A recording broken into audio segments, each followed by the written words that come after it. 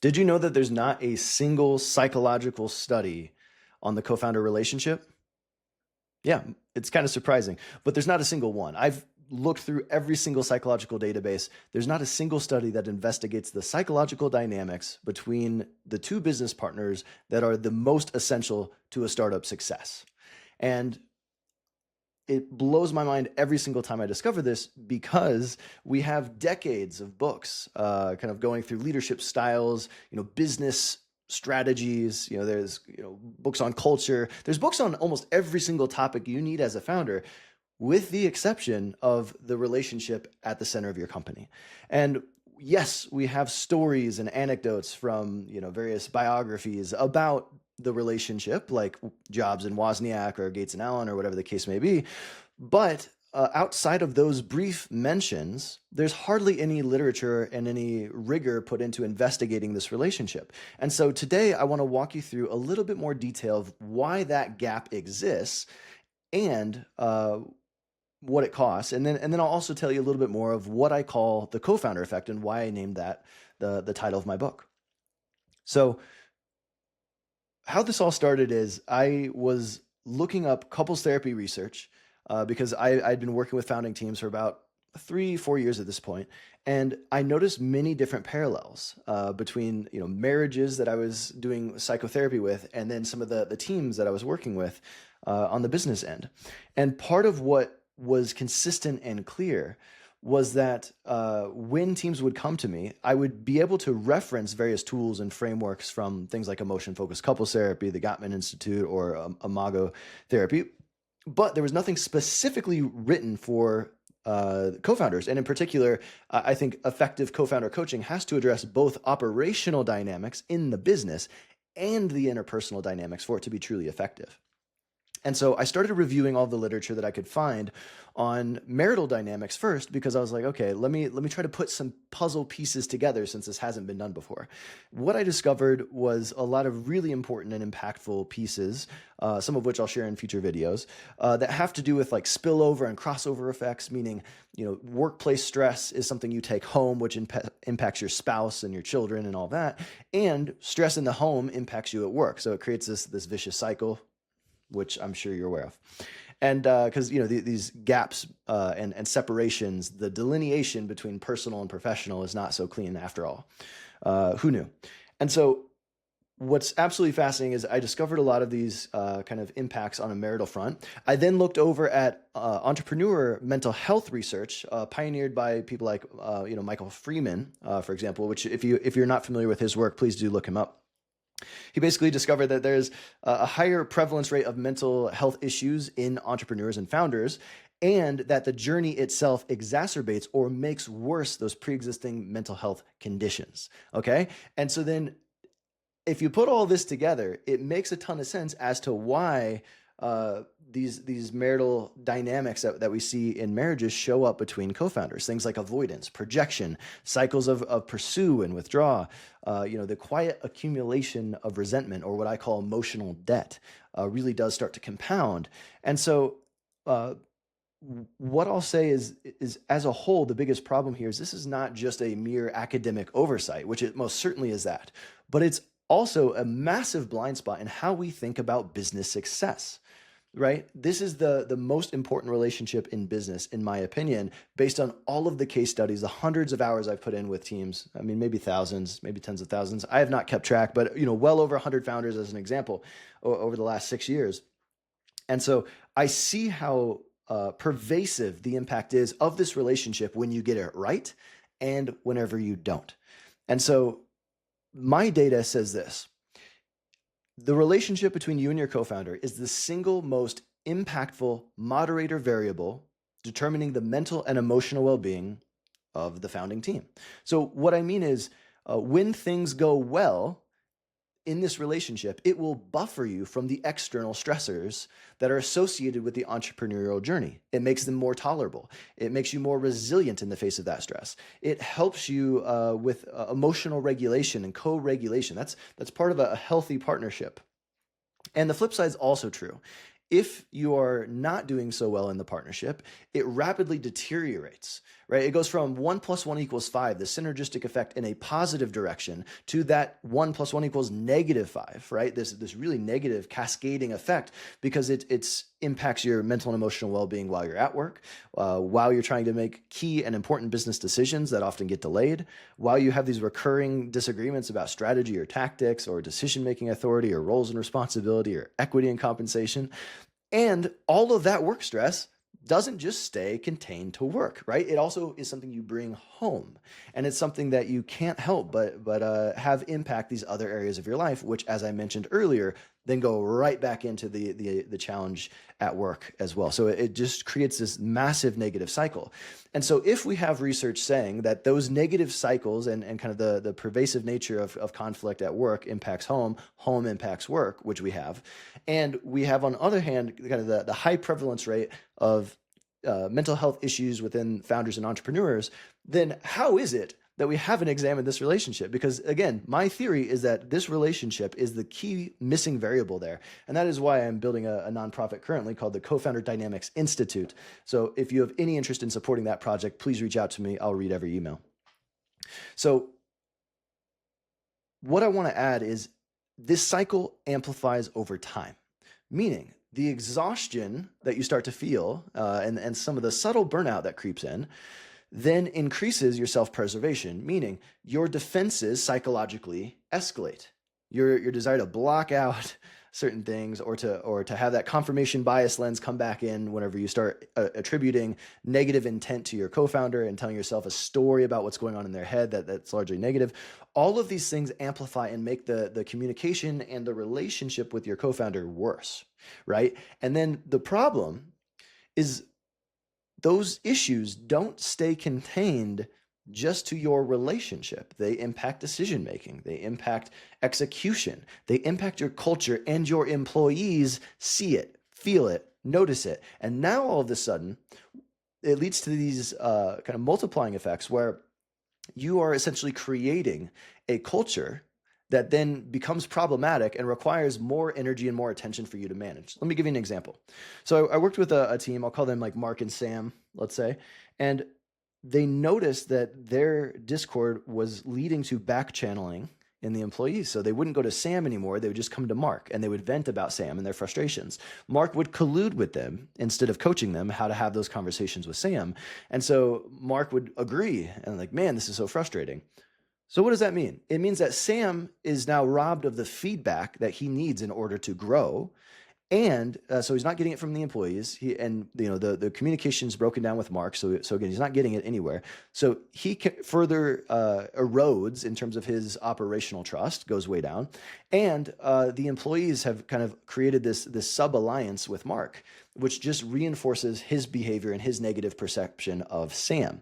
Not only that, but then those employees can't help but get a little bit more anxious. They feel this instability in the founding team, and that creates more anxiety for them. And so then they become more emotionally needy, more unconsciously dependent on Mark to then caretake for them. And so then Mark is burning the candle at both ends because he has these needy employees and he has a co-founder who's lagging behind and not scaling. And it just creates such a nasty and challenging dynamic that it is exceptionally draining. And so that's why I created the term, the co-founder effect, because there's no other relationship in business that is both responsible for setting your team's floor and ceiling of the execution and the culture, while simultaneously being an existential threat to its very existence. And so I'll just go ahead and read this to you. The co-founder effect is my term for this powerful and multifaceted influence of the co-founding relationship on founder mental health, startup culture, and the company's trajectory of success. So there's no other relationship that is this important, especially if you're anywhere from inception all the way to Series C or D. Like that is whenever you need this relationship to be functioning. And after that, after you've gotten your baby to Series D, you can talk to me because I think it becomes slightly less essential. And you can see more departures or restructuring in such a way that is less existentially threatening. But in terms of the initial getting your baby to that point, you need both parents, right? You need the co-founders.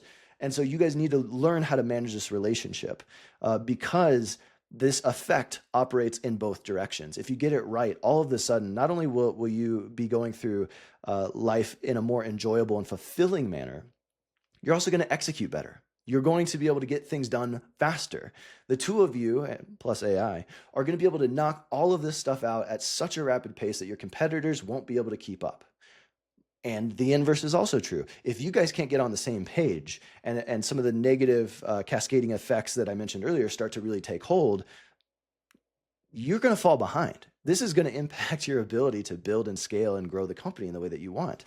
And so there's no other relationship that deserves this amount of attention, this amount of focus, and this amount of emotional energy. Because if you get it right, it pays 10x ROI. And if you get it wrong, it's 10x in the other direction.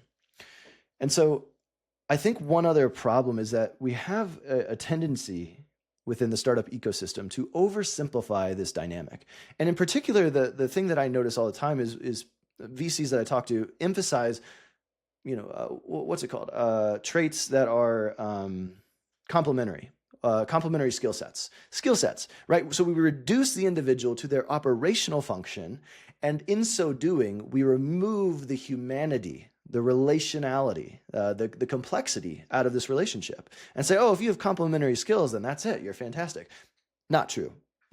Because this is like sociology. There's this thing about function, and if you just focus on the function, there's several other variables that you are excluding.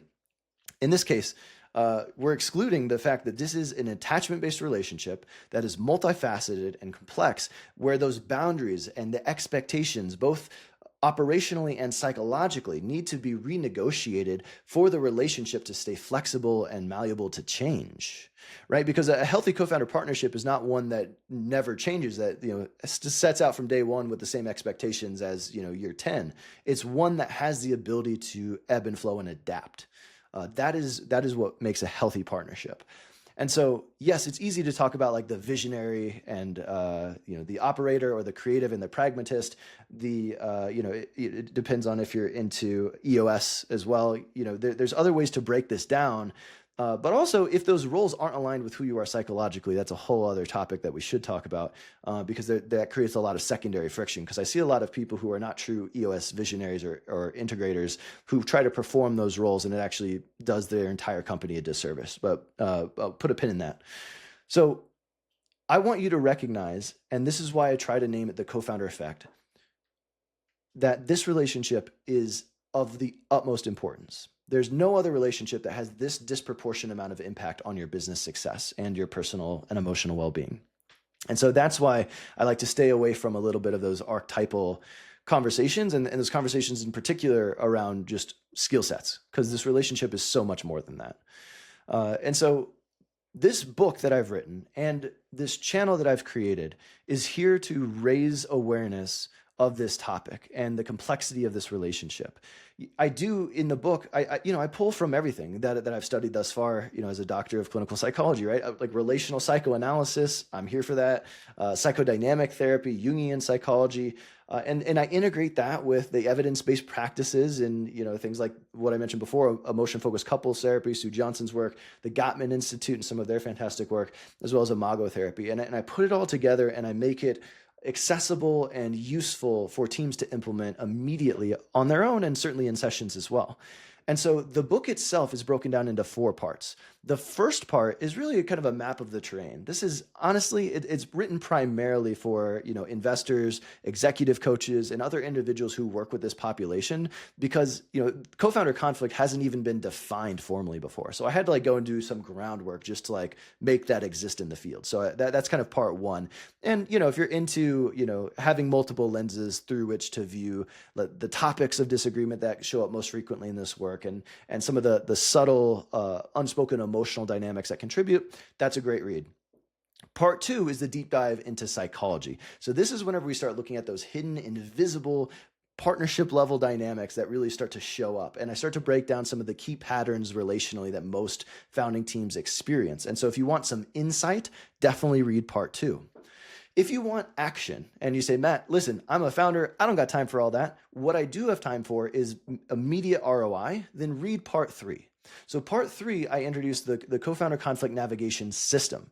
And so this is a step-by-step method that takes all the tools and frameworks that I would typically do within a course of a co-founder engagement with a team, and it distills them down and gives you very concrete, actionable steps to take on your own. So you don't need a coach. I wrote this so that you could do it completely on your own. And so that is the entire focus of part 3, is start to finish. How do we prepare for this conversation? How do we have some of these conversations more effectively? That's where a lot of these tools and frameworks come in. And then how can we work together then on closing the loop and building systems of accountability and ensuring that we have complete alignment as we continue growing and evolving. Part 4, the last part, starts to plant the seed for how these dynamics impact the rest of your culture and how can you transform your relationship into something that is positive, additive, culturally sound, and then start to distill those practices and share them with others. And throughout this entire book, I have multiple free resources that you can scan or that you can access online that will help you implement everything that you read. So there's not a single part of this book that is just dry intellectual garbage. It is written actionable. There's a lot of case studies. It's something that you will probably find emotionally resonant if you go ahead and read it, and highly actionable if you choose to take those additional steps. And so every video that I'm doing on this channel is built directly on this book's concepts, the cases, the research, all so that you can navigate this relationship more effectively and proactively. And so if what I've shared today resonates, if you find yourself thinking, like I kind of get it, I could see how this relationship is so important, then I would love for you to grab a copy of this book. If you don't have the funds, I don't remember what it costs right now, call it $10 for the digital version, then please reach out. I'm happy to send you a free copy, but I hope that you'll support this project. We're trying to work to grow this area of research within the co-founding team space. That is another North Star of mine. And so if you would please support the work, please go to Amazon.com, grab the link in the description, and I'm looking forward to seeing you in the next video.